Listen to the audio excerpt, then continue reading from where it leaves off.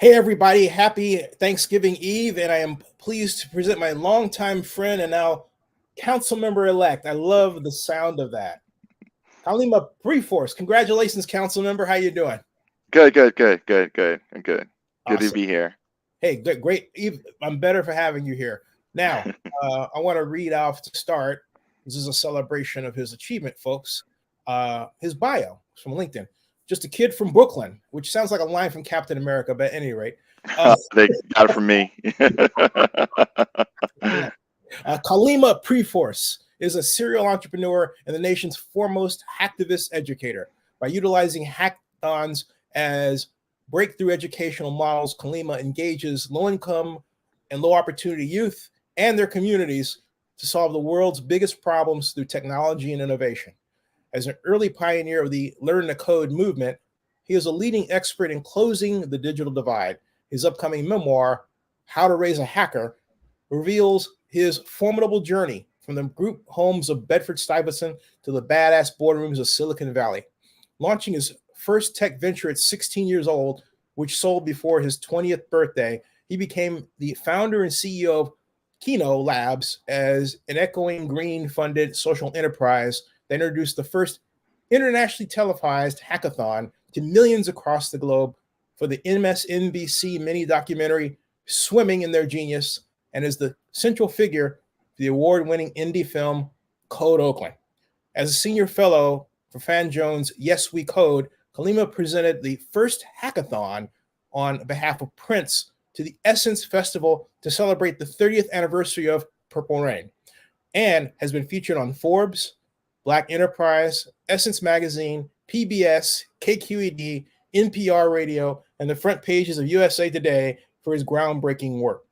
As an educator, he helped form the Hidden Genius Project, an Oakland nonprofit that trains young men of color in modern and foundational programming languages. His continuing advocacy in making STEAM education a United States national security issue was recognized by the Obama White House as a champion of change. Mentoring the next generation of underrepresented hacktivists, he currently sits on the National Advisory Council for Forward Promise, an initiative of the Robert Wood Johnson Foundation, and is a TEDx globally recognized speaker who hasn't used business cards since the mid-1990s, and now he is councilmember-elect of the city of Emeryville, California. Welcome. That's a lot. Thank you, brother. You need to drink anything? You good? I got water. There you go. Yeah, I appreciate that. This has been a long journey for you to become council member, yes? Yeah, it has been. It has been. You've watched it sort of unfold since I came out here 12 years ago. Just an East Coaster, not knowing anything about California, and just getting to know people and starting from the bottom.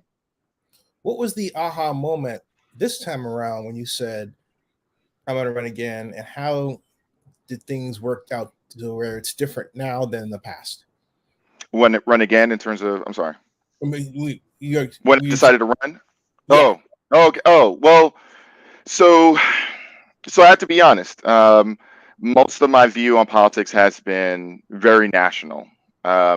When our Congress asked Mark Zuckerberg, how does Facebook make money?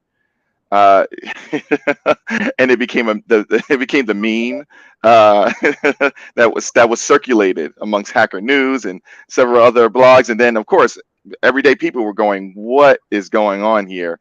That's when I knew that folks who not only understand tech, but also understand the digital divide, and that's important. Like, we don't need more tech bros from Silicon Valley in Congress. What we need is people who understand how technology influences our public and private lives, not just our sort of hidden. Exactly. Like the big stuff, right? So the big stuff is that we are in this Cold War, the cyber Cold War with Russia, China, and several other countries. but the small stuff, like how much time our kids spends on their iPad, and whether or not when they're swiping, they're actually engaged in gambling tactics that major companies are deploying in front of our kids. Like, all those things are really important in how we shape policy. So that's the national. Locally, I just saw affordability, livability, and equity just sort of escape Emeryville, especially during and after COVID. And I said, "Yeah, I got to step in. I've been supporting people, helping them become elected officials. And I said, it's time for me to actually get in this. And what would it be like to have a hacker in City Hall?" And so now we're going to see. Boom. What kind of changes do you want to make to Emeryville now that you are council member? Yeah. So I start with the small stuff, right? Like our ADA compliance. Emeryville doesn't have a lot of money, right? And that's a whole history as to why we don't have a lot of money. We look like we do, but we don't. And the last thing we need is to be sued, a class action lawsuit, because we haven't required property managers to fix our doors to allow people who need wheelchair access. I mean, that's just a small thing, right? Before we get to housing, transportation, all that other stuff, this is something that affects people now. That right now, I get a call or I get a message from my neighbors that say, "Hey, can you help me open my door?" Right? And I think that that's something that I'll be meeting with the new city manager soon. That's at the top of my agenda. Let's get this done now. And then all the other stuff as it relates to housing and how we can start applying progressive values in how we structure our relationship with developers and how we set aside zoning for housing, even which developers we choose from. Emeryville is going to explode by 1,000 units in less than 10 years. And so we're going to double our population in 10 years. And so we need to really look at how do we grow as a city and at the same time remain as equitable as possible, because Emeryville is people don't think of Emeryville as being that diverse. In actuality, we're one of the few cities that has actually grown our population of Black people specifically, but people of color in general, unlike our neighboring cities. And I want to keep supporting that and keep doing that. Transportation, allowing it so that every time I cross San Pablo Avenue, I don't have to pray to every god. I'm a practicing Buddhist, but when I get to San Pablo, I'm everything, right? Because I need as much help as possible. And so making sure that that our transportation policies are in line with what the people want. And one of the most critical things for me, and I think one of the reasons why Emeryville voters voted for me by a large lead compared to the other candidates, is taking care of our small businesses. Small businesses have been ignored, really. And how do we support and how do we protect them? Because these mom and pops, they have families. They live in our community, and I think that we should start shaping our policies to support them, not just the big corporations like the Bay Street businesses. Hey, has anyone talked about using a law passed last year that was marched through the legislature by my friend Bobby Lopez's AB 464 Mullen, and it allows the use of enhanced infrastructure financing district legislation, tax increment financing, specifically to develop programs that get money to the small businesses you're talking about that were impacted by the pandemic. Is Emeryville active in using redevelopment, or they used to be? And as the guy who actually, that's another story, was responsible for what is now the Home Depot there and everything else. But my point is, today, the question is, there are only a handful of cities that are using the legislation since it came back online in a different form in 2015. Is Emeryville one of those cities that's using it, or not? No, not really. No. And that's going to change. There's a whole lot that I'll be looking at. Yeah, I mean, there's a lot that I'll be looking at, that I'll be focusing on. Are we actually keeping our promises that we're sharing with the people? What is our level of engagement with the public? And to be able to get that kind of feedback, because other than that, then a lot of those laws, a lot of those that legislation, a lot of the ordinances that we say we're actually following through on, we're not. And so I just want to make sure those promises are kept. And if we decide, if the people say, hey, you know, we change our mind, you know what, we want more housing than parks, right? Okay, then we'll update our general plan. We get a vote going, and so there's a more democratic process, but not this whole we know better than the people vibe that I've been starting to see come from city councils, not just ours, but all across the East Bay. Hey, one of my favorite corporations is in Emeryville, Pixar. Yes. Has Pixar been a great corporate neighbor? Are you looking? Wait, what's your thoughts about Pixar and their responsibility to people in Emeryville? So it goes, it sort of ebbs and flows. Like sometimes they'll show up, sometimes they don't. Sometimes they'll show it. So my background is in nonprofits and helping nonprofits grow. This is the kind of work that I do now, and initiatives like Oakland Promise and several things that work for Oakland, we haven't really instituted that in Emeryville. And what that means is that where there's no real channel for a lot of these foundations and corporations and to be able to support us. So it's one thing to be able to go to them, which is what we do, because honestly, a lot of us who are in government don't have fundraising background. We don't know what many of us have never opened a nonprofit, some of us have never even created businesses. We approach them and we go, hey, give me money, write a check, you know, that sort of thing, right? And then these organizations finally will say, wait a minute, you know, first of all, there are laws that govern how money is given. And then second of all, does that meet our bottom line? And so we need to have a conversation. And I think that is something that is missing. It's been missing, I've seen in Oakland, in terms of how Oakland talks to tech companies. And it's one of the reasons why that's missed out. I've seen it in Berkeley and how Berkeley talks to tech companies, and it's the same thing in Emeryville. And so approaching Pixar when we don't even have a 501c3 for them to give us money towards, that has to change. And so I don't put that on Pixar. I put that on us, and that we just haven't created a vehicle for that kind of collaboration. And that will start to change once I'm sworn in.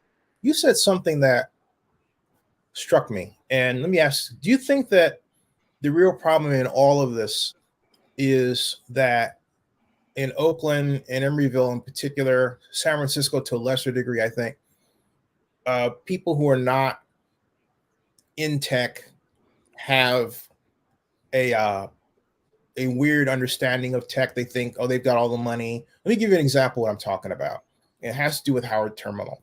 There's an idea that I discovered that, first of all, John Fisher is the billionaire, therefore he's supposed to pay for affordable housing.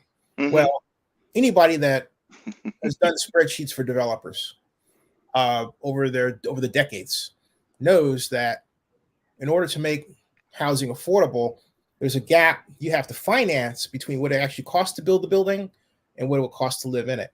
And government comes along and says, okay, we'll give you a subsidy, which is why redevelopment money was so great, right?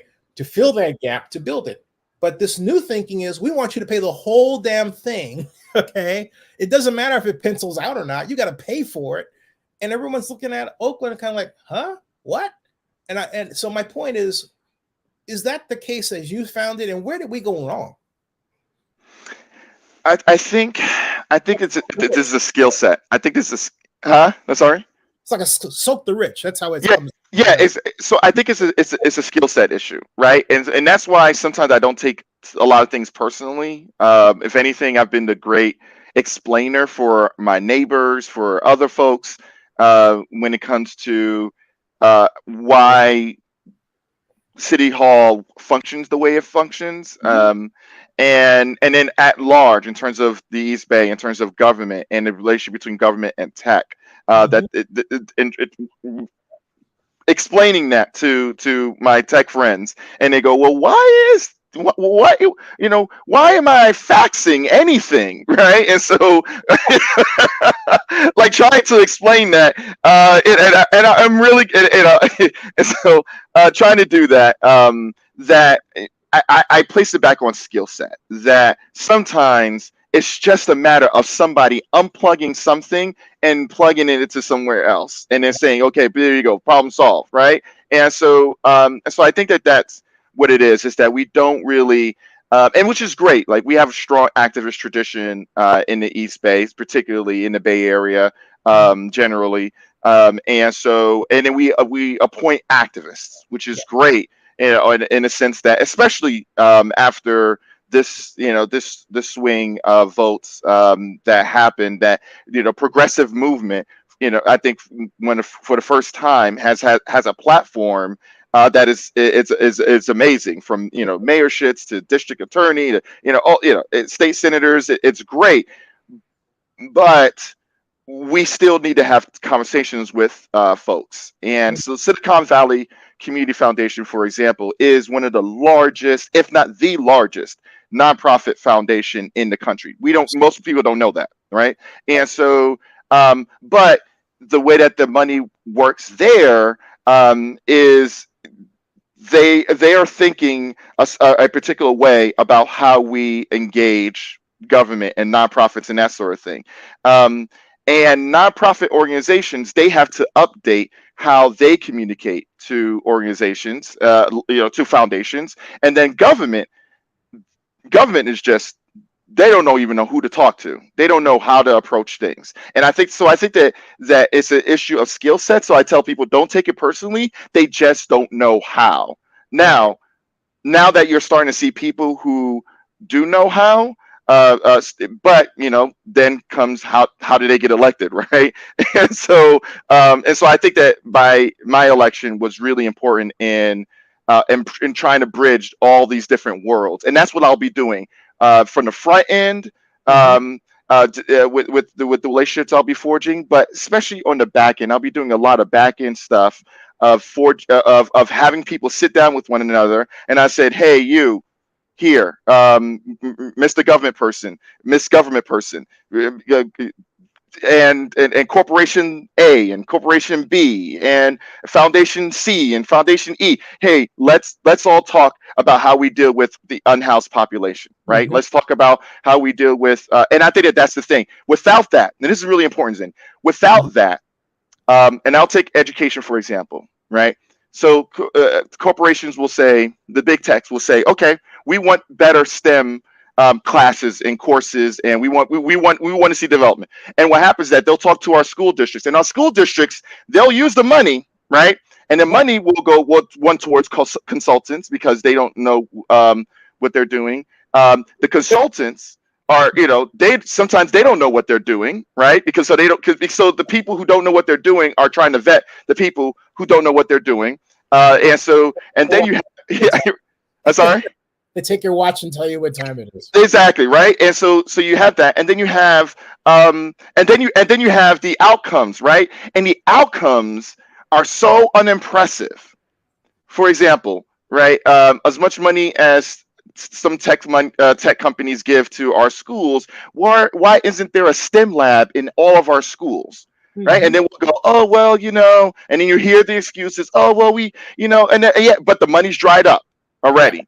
And then they go back and they say, hey, can we get another $1 million? Can we get another $2 million? And the tech companies are like, no, we're not interested. Or you know what? We'll do it for the PR, right? But and I think that that's what happens. Sometimes on the foundation or on the corporation side, there's also a lack of smart money. And sometimes their advisors, they'll just go, you know what? We're just this is a predominantly black or brown school district. We're just going to throw money at them because it's great for PR, and so that's not exactly smart money as well. And so that's what you have. And to me, I'm the kind of person, when I'm in the room, I want to make sure that I'm in the room where I'm not the smartest person in the room, because if I'm the smartest person in that room, that's a room that I don't want to be in.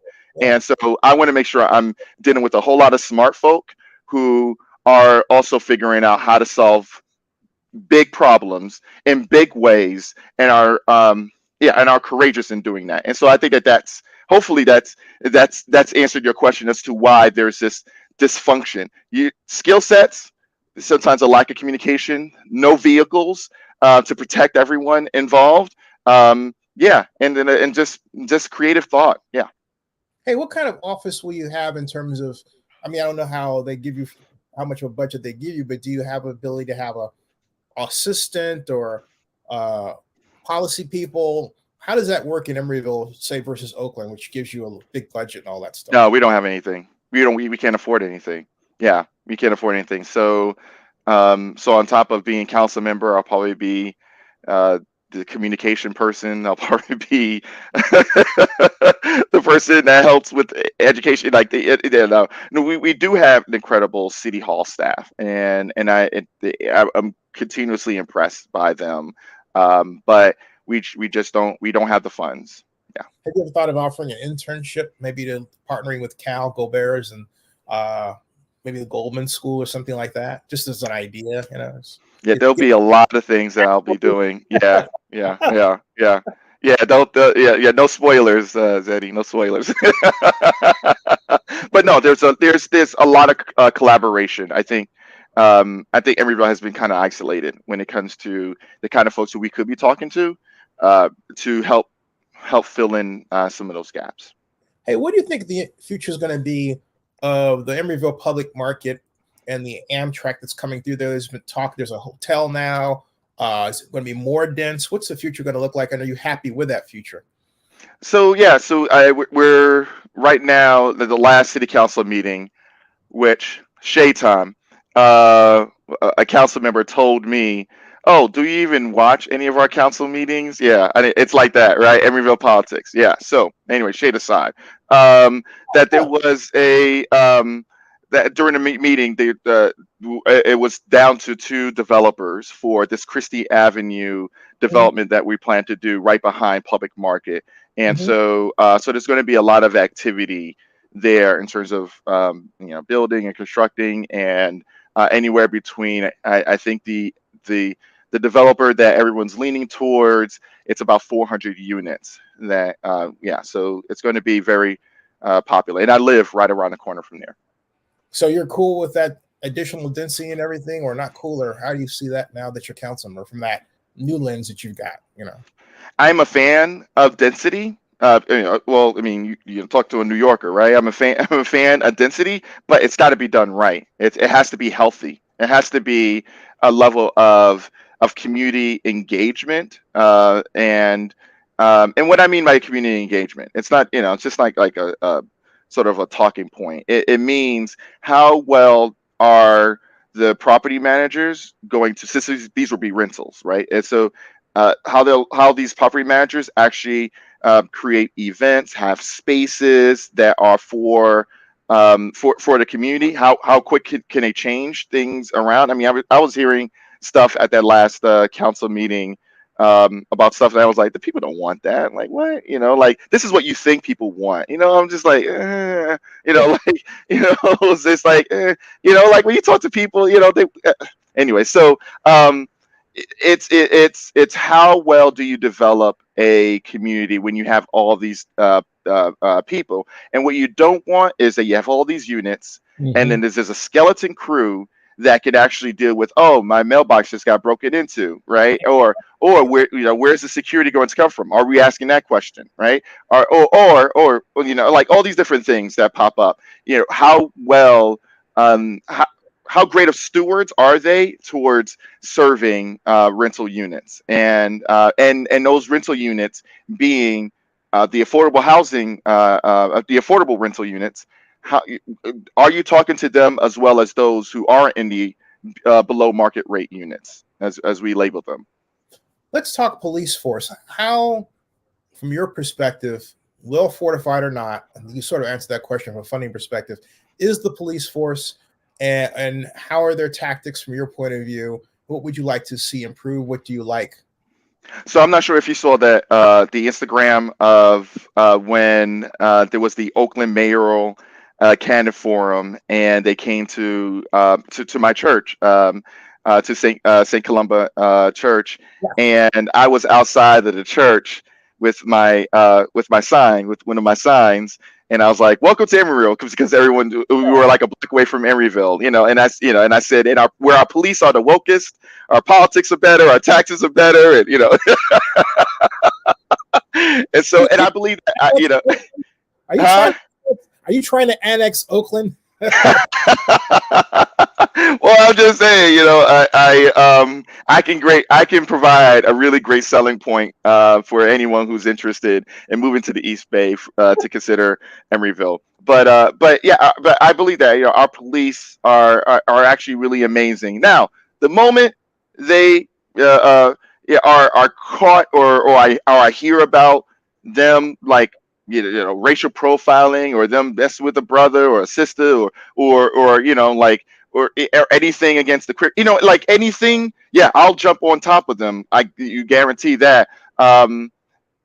But right now they're good, they're cool, right? And that's one of the things that I do whenever I move to a city. When I first moved to Oakland, I checked out the police manual, right? Because I'm used to checking out the police manual in Brooklyn, right? Mhm. And so when I moved to Emeryville, I checked out the police manual. I'm like, well, there's a lot of, whoa, okay, this is a different kind of police force.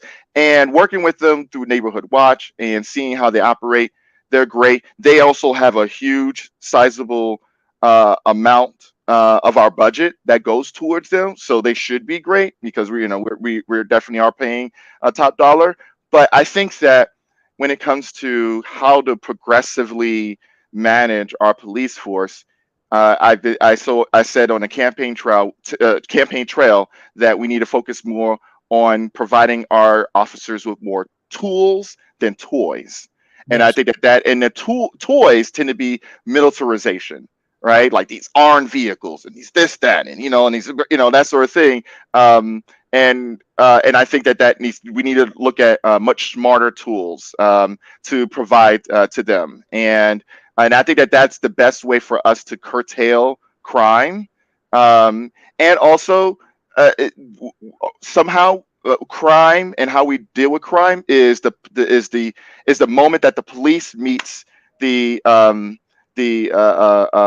whatever, the person who is being investigated, or the person who they're and I think that is, we need to also look at the target, right? And a target is, how are they, like, for example, our property managers, are they safeguarding, are they actually doing the things to safeguard the packages that are being stolen from Amazon, right? So I'm on Nextdoor, and I see the Ring cameras, and I see the videos, and I see people stealing the packages or whatever. If we eliminate that, if we can tap down on that, then what happens is that those who are engaging in thefts, they don't escalate into other things. Mhm. Yeah, and I think that is a much healthier approach, especially one that's data driven, to dealing with crime and a rising crimes from a progressive standpoint.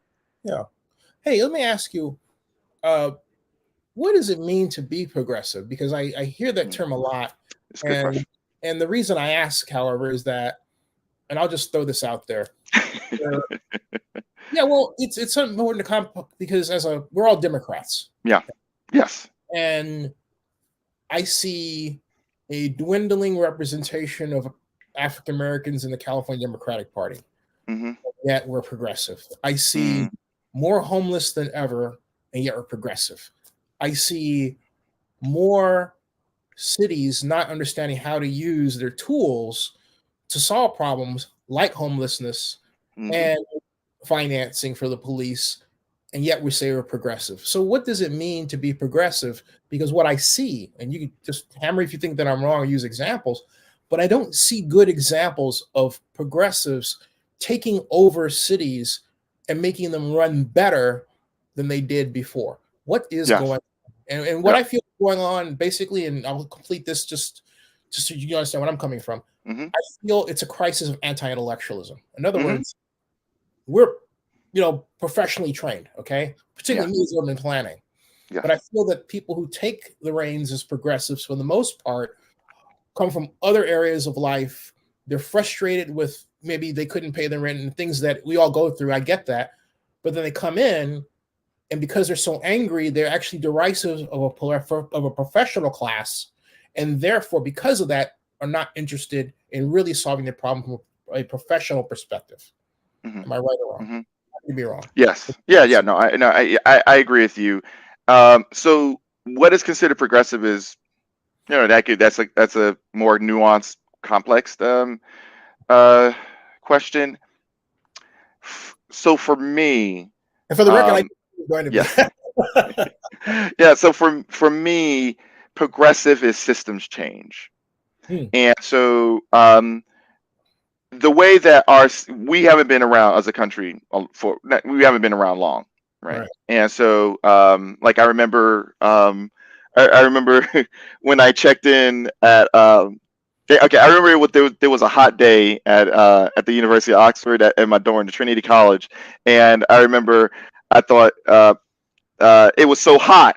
I said, you know what? I'm going to go get an air conditioner, and and then we have our porters, and the porter said, "Hey, how's it going?" I said, "I'm going to go get an air conditioner." She said, "Whoa, wait," and it's clear you can't just add an air conditioner to your door. And I said, "Why?" He said, "That building is older than your country, like by over 800 years, And I go, oh, okay, all right, I can see your point, right? And so we haven't been around, and so the laws and policies that are on the books, unfortunately, are remnants of eras wherein we were criminalized, we were controlled, that where our freeways are, how our train tracks are laid out, like where we're positioned. That sometimes even the conflict between our people and the police is really just bad city design, Right. and so we're all inheriting this.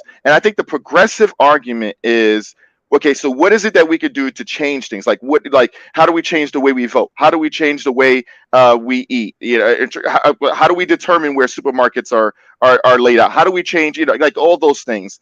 I think the counter progressive or maybe the conservative is, well, how do we keep things the way they were? And the way that they were did not work for all of us. And so I think that so progressiveness has to be systems change, and that's how I know. Especially when it comes to white progressiveness. That's how I know that they're not actually being progressive. Okay, yeah, you believe that everybody should have rights. That's great, but that's the baseline, right? That's the baseline, right? And so we're there's actually a shift in power. There's actually a shift in how voices are accentuated. Even like the difference between saying low income versus low opportunity, right? And so so when you say low income, you're putting the onus on the person. Low opportunity, who controls the opportunity? So even the language that we use it can have a progressive lens, and that progressive lens is that there's something wrong with our systems, and we need to change that. Now, the anarchists, they just believe in it all goes down, right? And unfortunately, there's many of us who are white, and there's many of us who are black, and many of us who are Asian, and many of us who are brown, like who are going into the sort of anarchist vacuum where and shooting out MAGA Republican is shooting out these like all these folks who are like very destructive because they don't see the systems changing, and so they just think that it all needs to be reset. And I think that it's riots was that an attempt to do so? I'm sorry, say again. Or the Capitol riots? Yeah. It's the same. Yeah, it's the same mindset, right? Because they don't understand systems change, and they don't understand how best to do it. They don't understand because it's never been an option for them. And so then of course their emotional reaction is, well, does this take it all down, right? The reaction is, unfortunately amongst our people, our reaction is, well, it must be another ethnicity that's taking my opportunity away from me, right? And so the blame, so it's this other, and I think that is the progressive argument is, how do we actually create systems change, and how does it actually work? And so I was just actually talking to another council member elect, and we were talking about, okay, you know what, we all need to get together a regional conference on unhoused, right? Mhm. And we need for the experts, right? The cities that are doing it right, the folks who are doing it right, to come to us and tell us what exactly we should be doing, rather than acting like we know what we're doing. And I think that is more, that is, once again, a progressive approach, as opposed to the conventional approach that is adopted by the left and the right. It's a smart approach. Hey, so Yeah. now your time and getting ready for Thanksgiving. Yes, sir. What does Thanksgiving mean to you, and what are you going to be doing for Thanksgiving? So I recognize it as Indigenous Day, and not as Thanksgiving. And so I am a Buddhist Unitarian Universalist that attends a Catholic church with a historically Black parish and an Irish white pastor, right? And so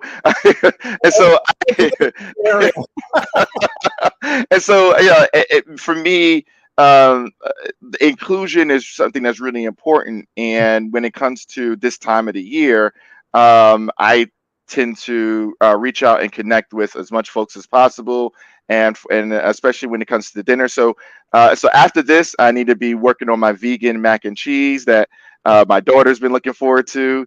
She's looking forward to every year, and then I'm going to try to do a vegan collard greens, and then we've got a couple of some food from Butcher's Son and Timeless Bakery, and so we'll be doing that. But my favorite holiday is Black Friday. Right out. Well, are you one of those that gets up at 4 a.m. and tramples people at Walmart?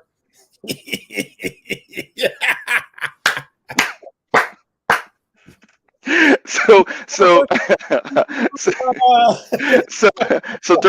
on election day, I stayed outside of the voting booth. I was 100 feet away, by law, and just passing my my walk cards and that sort of thing. But I was outside from 7 a.m. To 8 p.m. when the polls closed, and so that's like 13 hours. And I was rained on 8 times. I was out in the cold, like really. I remember I went into the to the precinct to use the bathroom once, and then it came back, and I was back on it.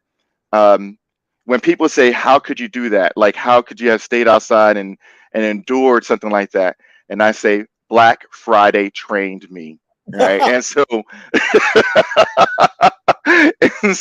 after dinner is done tomorrow, I take my nap, and then I get my luggage. Bring your own luggage, right? And so I take my luggage, empty luggage, and I have my toilet paper, I have my Lysol, for the public bathrooms. I use I have my whole setup. I have my gloves, right? Because going through I have my whole setup, and I'm there for, on average, 12 to 13 hours. On that note, I'm going to eke this in. Well, you seem like the kind of guy that would actually stand in and then maybe sleep in line at Hall H at San Diego Comic-Con to see the Marvel. Yes. Yeah. Been there, done that. Yeah, see there, done that, and it matters. Yeah. Credential. I didn't have to. I'm not alone, brother. I'm not alone, brother. Wakanda forever.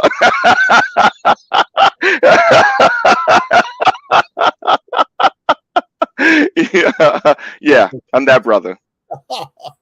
Hey, Councilmember-elect, congratulations. Thank you, brother. I love this opportunity. Yeah, and you can always call me back. Yeah, and hey, don't go anywhere. Stay in the backstage. Happy Indigenous Peoples Day, or as they say, I'm 60 years old. Happy Thanksgiving. Yes, sir. Yes, sir. Background, folks, subscribe to Zinni62, and please bookmark oaklandnewsnowblog.com. That ends this broadcast. Don't do anything, Sir Council Member. Hold on a second. I love the sound of that.